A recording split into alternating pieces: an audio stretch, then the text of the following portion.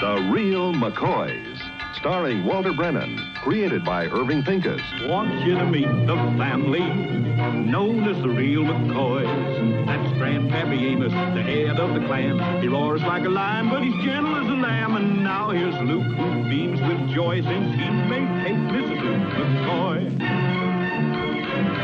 From West Virginia, they came to stay in sunny California. Old Grandpappy Amos and the girls and the boys of the family known as the Real McCoys. Yeah. I know, but George is supposed to be here a half hour ago. No, I ain't spoke to him. Wednesday night's techie night. He knows that. Everybody knows that. Yeah, all right. Thank you. Dad blast it.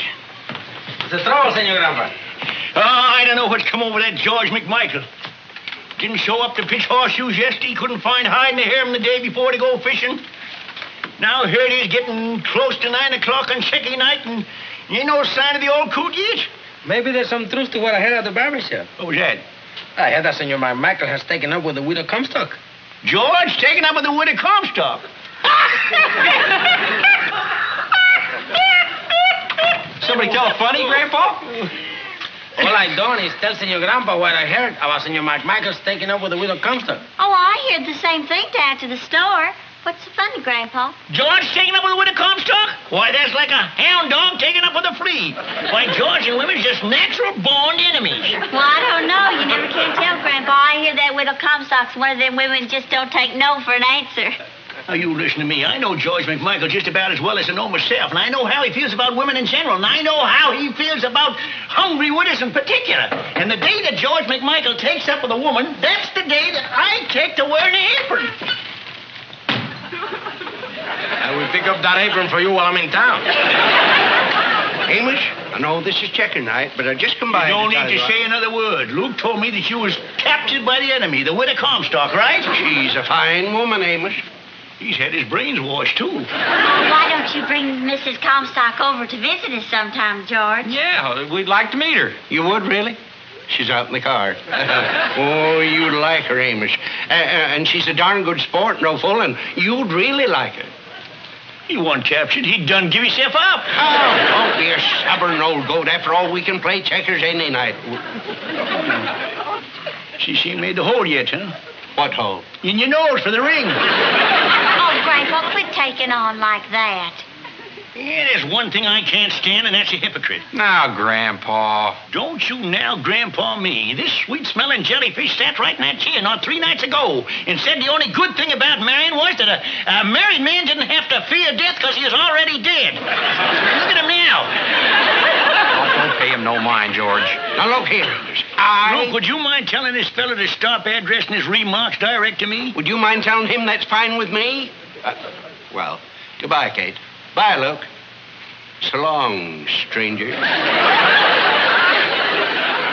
Peekaboo. Here she is.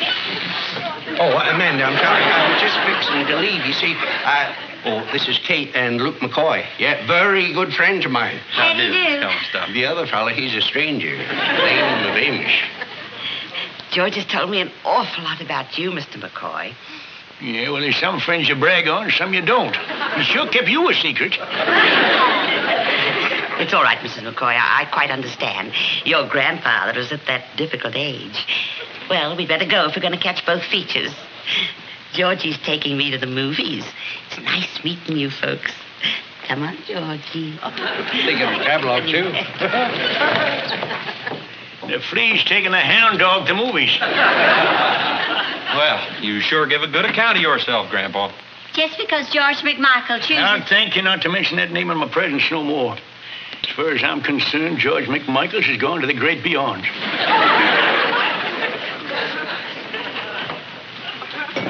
May you rest in peace.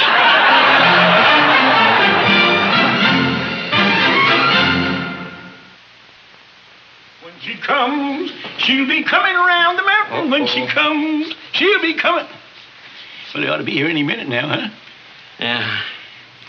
Yeah. Grandpa, If I was to come right out and accuse you of cooking up some mischief by inviting Miss Comstock and George McMichael over here, you'd deny it, right? Mischief? That ain't kind, Luke. Luke, I think you should be ashamed of yourself. You owe Grandpa an apology. Yes, sir. I think I got an apology coming. I apologize, Grandpa. Thanks. Now, what do you got up your sleeve? Well, get a bowl of coming in.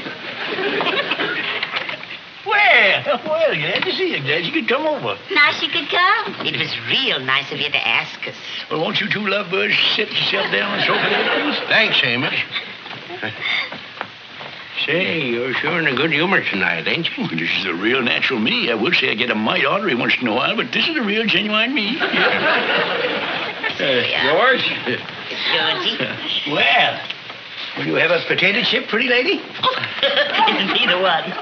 No, thanks. I've got to watch my figure.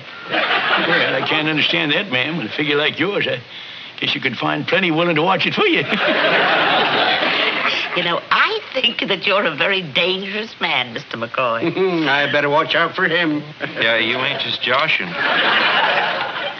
That's an awful pretty dress you're wearing, Miss Comstock. Did you make it yourself? No, I bought it in Los Angeles. It's frightfully expensive, but I just couldn't resist it. What's that smudge in your upper lip there? Smudge? Well, what happened to my purse? You sure you had one when you come in? I know I brought it in with me. I don't see a smudge in your lip, honey bunch. No, I guess it's just a shadow of a nose there. I wonder what I could have done with my purse. Maybe you left it out in the car. Oh. Say, George, why don't you run out and take a look-see, huh? Yeah, would you, Georgie, dear? Sure, my dear. Don't nobody tell any funny stories till I get back. Hurry back now, George. Now, there goes a fine, upstanding, jolly fella. He certainly is. Yes, sir. The thing I like most about him is that he's thrifty. Thrifty? Oh, you bet he is, and he's got it, too. Now, there's them that don't love him. They call him stingy, see? They say that he ain't only got the first nickel he ever earned, he's got the last one his father earned. That isn't true. Why, Oh, I see. Well, I guess I'm just talking too much. I'm just blowing off, that's all. Saying things that, it should be kept secret from a to-be bride. Well, there ain't nothing to keep secret, Miss Comstock. It just ain't true.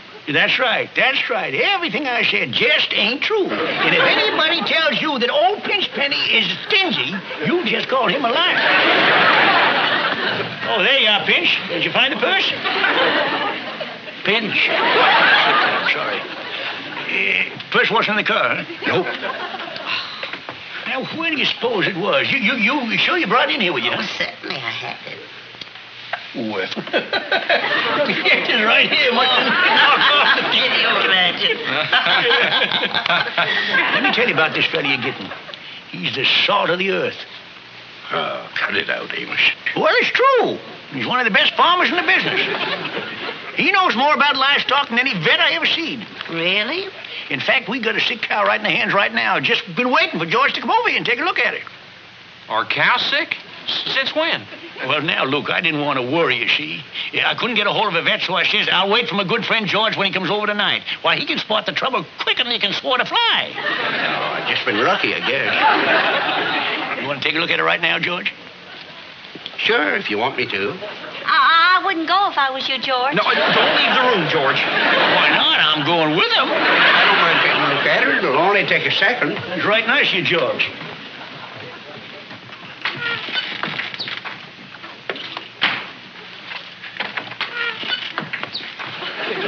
Okay, George, take just a second. You don't make him like George McMichael no more. That's right. He sure is a fine man, Miss Comstock. Yeah, don't come no better.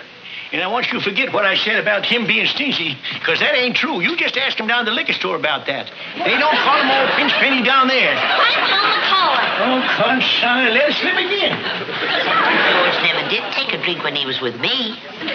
And you talk about strength of character. Last year, when he was setting his trap for that other with her, why, he went without this stuff for days on end. Grandpa, how can you say that? Oh, don't tell me I done it again. Grandpa, Grandpa McCoy, don't you say another word about George McMichael, and don't you listen to him, Miss Comstock. You're right, Kate. You're absolutely right. And don't you pay me no mind, Miss Comstock. Did he set his trap for widows very often? I ain't going to say another word about George. We got him in enough trouble already. I'll be right there, George. I got it.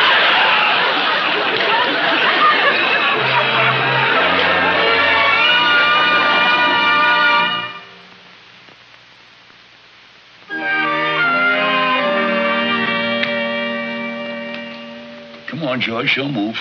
I just don't understand it. Why would she turn cold on me and refuse to see me all of a sudden? What's the nature of the beast? They all alike. Figure you're well rid of it. Now, come on, perk up and play, will you? I'm beating you 8-3 here already.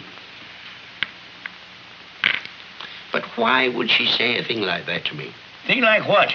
Give my regards to the next one you set a trap for. Don't you know females don't make sense anyways? Now, come on and move. You wouldn't believe what she said when she get out the car. Oh, probably some fool female thing. Goodbye, she says. See you at the liquor store, stingy.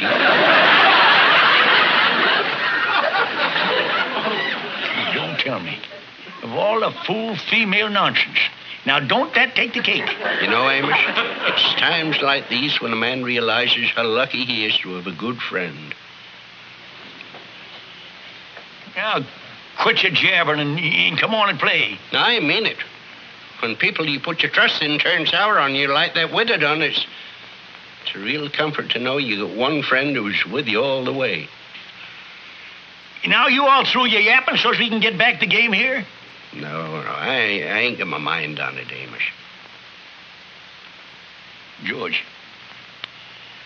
how about having supper with us? No, I'm feeling too low, Amos. Some other time. You understand, Amos. Thanks for trying to help me. All right, George. So long.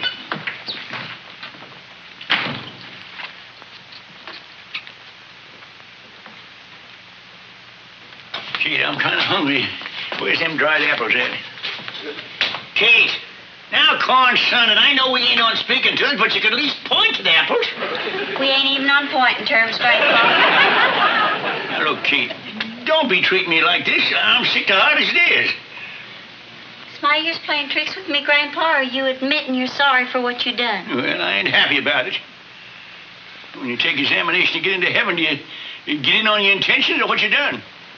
I don't know, Grandpa. If it's intentions, you're going to get a pair of wings for sure. But if it's for what you done... Don't say it. Don't say it. Grandpa, Luke and I was having a little talk last night, and we decided that you're going to have to go over and see Miss Comstock and tell her what you done. Now, Kate, I'm sorry for what I done. I can tell you this because you're in the family, but I just can't go crawling to a stranger, let alone a woman. Kate! Sorry, Grandpa, we're back to not being on speaking terms. Don't ask me to do it, will you? All right, Grandpa, if you can't swallow your pride. Now, look, I'm the oldest living McCoy there is, and I got enough pride to choke a horse. But I can't do it. What time is supper, sugar? Hi, Luke, what you doing? Can I help you? Yeah, I said, what time is supper, sugar? Oh, it's going to be a little late, Luke. Now, look, just like I told Kate, I'm sorry for what I done, but I just can't make myself crawl to that Miss Comstock. Kate, there's only one thing to do. We're going to have to invite Miss Comstock to come over here tonight after supper. We going to tell her what Grandpa done? Well, somebody's got to tell her. If Grandpa ain't got the courage, it'll have to be you and me. Well, that does it. By cracky, get her over here. You going to tell her, Grandpa? There's one thing us McCoys has got more of than pride, and that's courage. I think.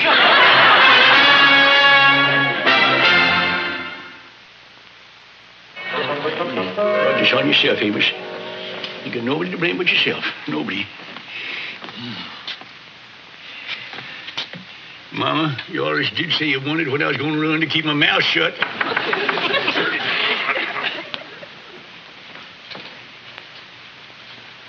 Oh, good evening, Miss Comstock.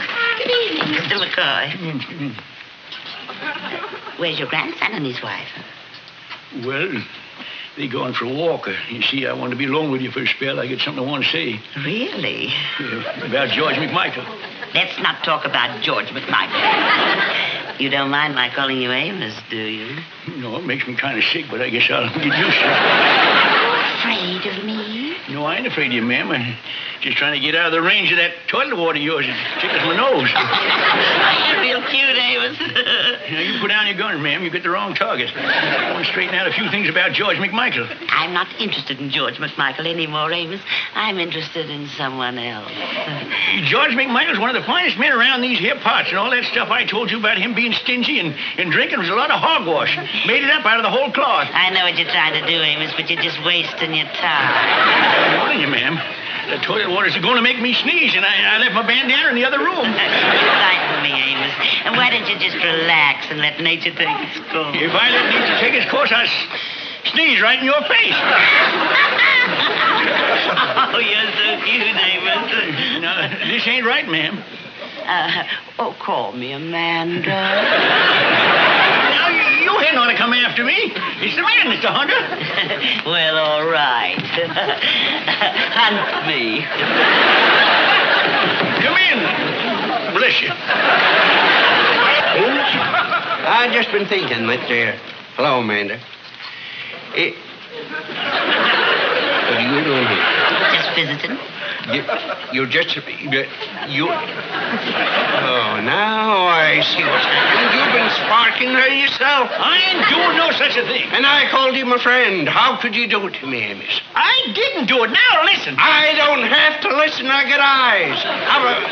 I hope you two will be very happy. Goodbye, Judith.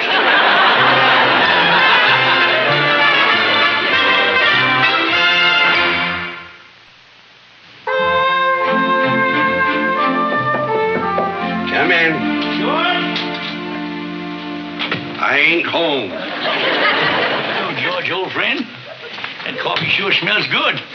You got another cup? Sorry, we don't give handouts to strangers. Now, look, George. I come over to throw myself on your mercy and confess. Are you listening to me? I hear you, but I ain't listening. But my sister Flora will. Wait till she hears about you chasing around with other women no sooner she goes out of town. Now, that ain't so. I did tell the widow a pack of lies about you, but not to get it for myself, just to protect you from her. They're all good. You don't want none of my business. Is that the truth? Well, if I'm lying, I hope all the fillings in my teeth turn to gunpowder. Tree buddy, then you done a good job, eh? Now, what's your problem? It's the widow. I can't get rid of her. I holler at her, I insult her, and she comes back for more. I hide, she finds me. She comes to the house every night. She follows me in the field afternoons. She's just bound to get a hold of me, and I can't shake her loose. Yeah, well, what do you want me to do? Get her off on my back. Oh, no, I don't want her no more. I'd rather go with an octopus. No, sorry, Amos. You made your bed. Man, it's a bed of nails. Don't be too hard-hearted, George. You know, we've been good friends. And besides, it ain't neighborly. Well, maybe you're right, Amos. I ain't been taking a neighborly view of this thing. And you would help me? No, but I'll get you a cup of coffee. You're a hard man, George McMichael. If you let her in, I'm leaving town. That's what I'm doing. Oh, Grandpa, that ain't friendly. Besides, she's not that bad. Hey, Grandpa, that poor woman's sweet on you. Why don't you just give up and enjoy it? What's that? Ginger beer for Mrs. Comstock. Oh, just put it in the kitchen, will you, Peppino? Well, here's your poor old grandpa in the clutches of a female grizzly bear, and you're feeding her refreshment. Pitiful, that's what it is. Just pitiful. Oh, there you are, Amos, you great big sugar plum. Hello, everybody. Hi, Miss Comstock. What's the matter, Amos? Cat cut your tongue? The cat's got on to me. When are you going to leave me be? Ain't that just like a man to run away from what's good for him? You see, when they're little boys, you have to force them to take their medicine. Well, if you're comparing yourself to a dose of castor oil, I agree with you. Love the things they says. Hello, Mrs. Comstock. Hello. I put the ginger beer in the icebox. Thank you, Peppino. Madre mía, qué friega le arrimaron a don Jorge. George, what happened to you? I see you didn't tell him, did you, Amos? Oh, what happened, George? I'll let him tell you that.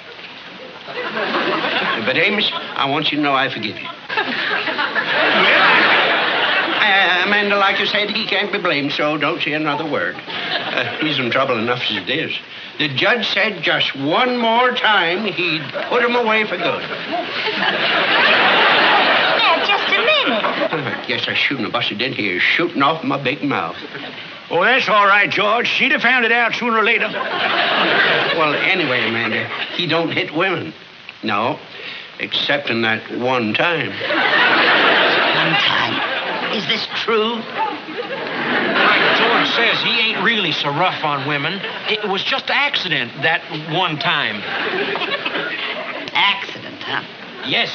She was wearing pants, and she had one of those Italian haircuts. Yeah, and it was kind of dark. There's not a word of truth in what you just said. You're a sweet, loyal girl, Kate. Thank you. Leave her now. You ain't to leave her now, Amanda. Why, you just got here. You gonna listen to this skunk or me? I don't lose my temper. Don't you believe me? Dad blast it! Now, Senor Grandma, what'd you temper? Remember what the judge said. I don't lose my temper. Don't you believe me? Dad blast it! Now, the ginger beer is getting cold. No, I really don't want him. Amanda! Come back! Don't leave me now! Oh, Amanda, don't leave me. George, congratulations on a real fine job of play act. Magnifico, senor, magnifico. What do you got to say now, huh? Well, how about a cold glass of ginger beer? Sounds good to me. See you coming around the